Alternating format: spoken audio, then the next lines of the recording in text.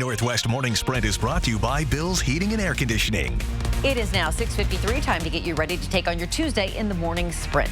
Mark Peterson has a chance of thunderstorms in today's forecast. And Olivia Roberts is following Washington's next step in the path forward. But first, some breaking news in Hayden this morning. Emergency crews have just reopened the southbound lanes of Highway 95 near Prairie Avenue. A crash was blocking that road earlier this morning. Police say at least one person is hurt. We'll be sure to update you on KXLY.com as we learn more. And more breaking news. Civil authorities say there is a phone outage affecting Spokane and Whitman counties. 475 landline phone subscribers in Tico are without service, including 911. The phone tech is currently investigating, but as of now, there is no estimated time for lines to be operational. If your phone is out and you need to report an emergency, please dial 911 from a cell phone until the issue is resolved. Now to the latest local information from the coronavirus headquarters. Grand County Health District says a man in his 50s has died from COVID-19. He was from Grand Coulee. This marks the fourth death in Grand County. There are currently 193 COVID-19 cases in the county.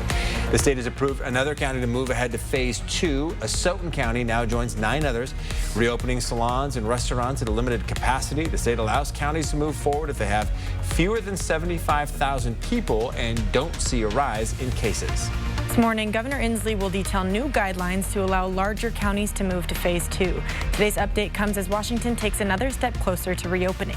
Doctors and dentists have been given the green light to open their offices for elective surgeries. If your doctor or dentist doesn't meet certain safety requirements, you'll have to hold off for now, though. Medical offices will need to have enough PPE equipment like gloves and masks to protect their staff and patients. They'll also have to implement social distancing practices, limiting the number of people allowed in waiting areas. Inslee says in order to stay open, hospitals and dental practices will need to be tracking their PPE supplies and ventilators. All right, good morning, everybody. In our first alert weather, it is a continuation of wet weather. We've got the rain right now. And over the 24-hour forecast, we're going to see a continuation of those showers, a bit of a break in the midday, and then we see the evening hours, quite a bit of potential there. So throughout the day, yeah, it is going to be wet weather through tomorrow. Our highs stay into the mid-60s, 60 into Pullman, low to mid-70s as you go to Moses Lake, into Wenatchee and Omak.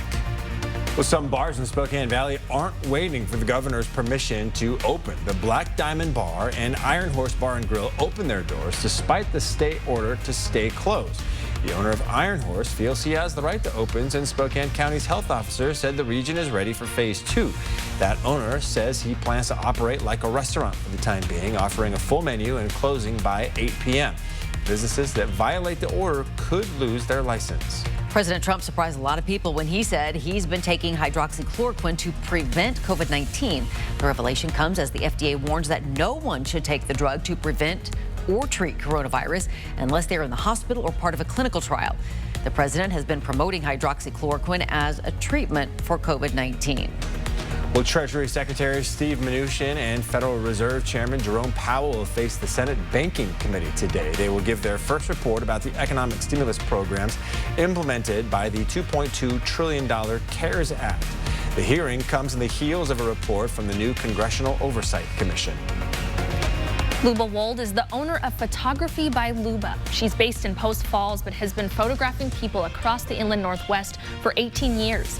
And because she photographs a lot of children and newborns, she's putting out applications for a children's portrait book called My Sunshine. That will go to benefit Shriners Hospital.